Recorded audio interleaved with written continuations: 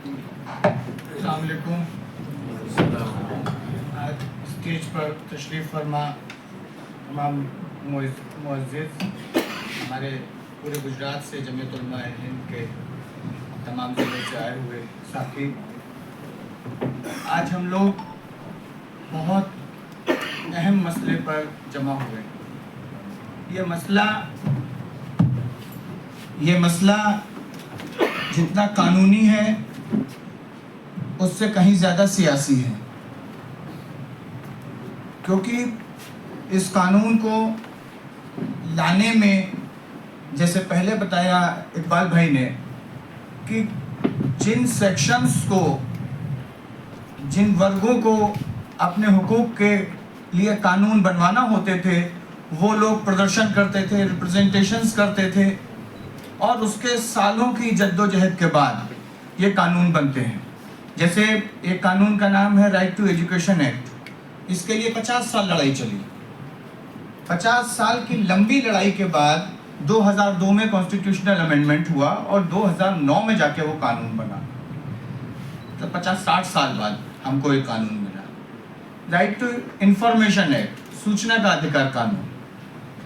कम से कम 30 साल लंबी लड़ाई लड़ी गई उसके लिए, तब जाके वो 2005 में एक कानून की शक्ल लिया। और ये जो कानून बनाए जा रहे हैं ये सियासी हैं, क्योंकि जिनके लिए बनाए जा रहे हैं उनकी तरफ से तो कभी डिमांड नहीं हुई। हमने कभी डिमांड नहीं की कि यूसीसी लाना है, हमने कभी नहीं कहा कि वक्त में अमेंडमेंट करना है, लेकिन लाया जा रहा है। तो हमको इसके सियासी पहलू पर ज्यादा ध्यान देना है। हम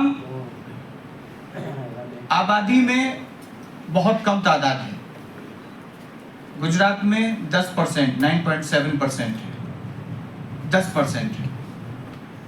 और 10% को परेशान करने के लिए ये पूरा सिस्टम दिन और रात हमारे ही टैक्स का पैसा लेकर हमारे पीछे लगा हुआ है। तो हमारी जिम्मेदारी क्या बनती है?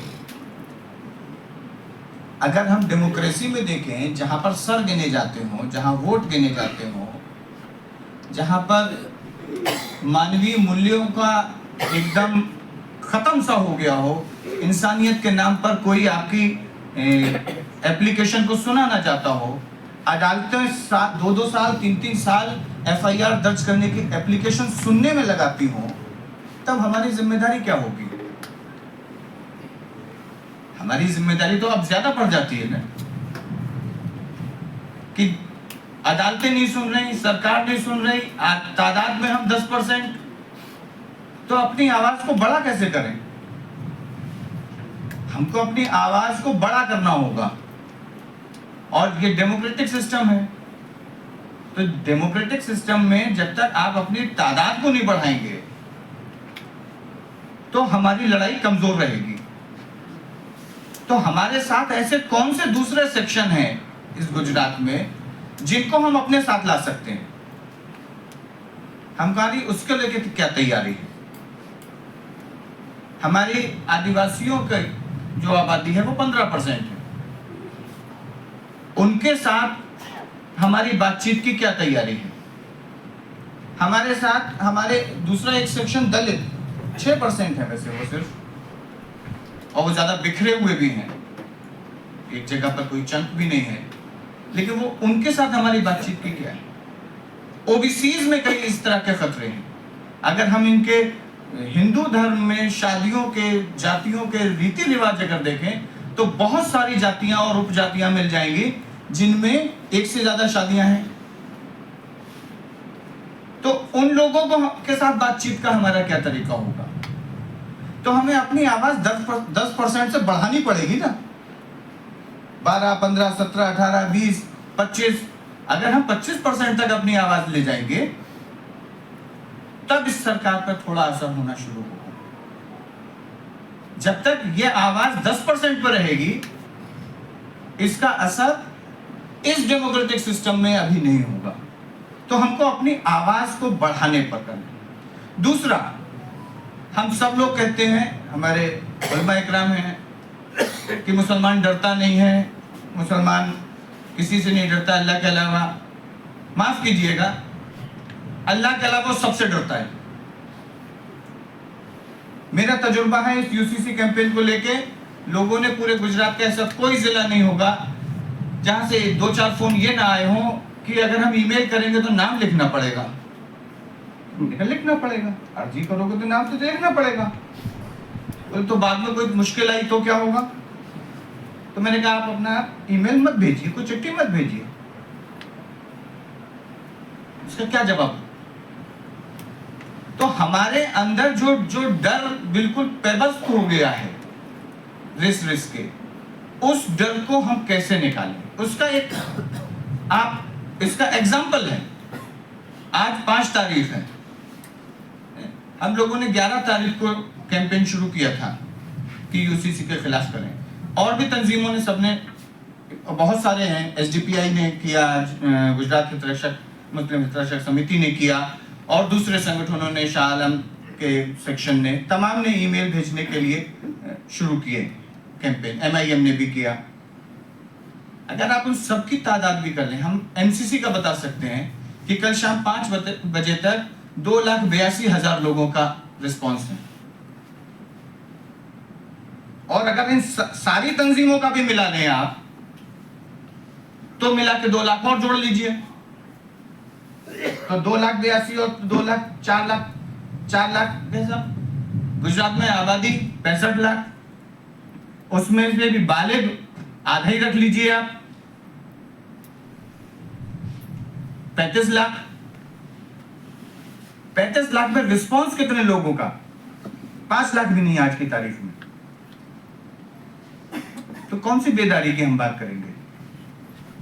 जब डेमोक्रेसी में सर गिने जाते हो, संख्या मैटर करती हो, तो हम, आप यहां जितने लोग बैठे हैं, क्या सबके घर के बालिग लोगों ने ईमेल या चिट्ठी या हाथ से लिख के भेजना हो या फोन कर, कुछ भी, किसी भी तरीके से अपना विरोध प्रदर्शन किया है पूरे घर का?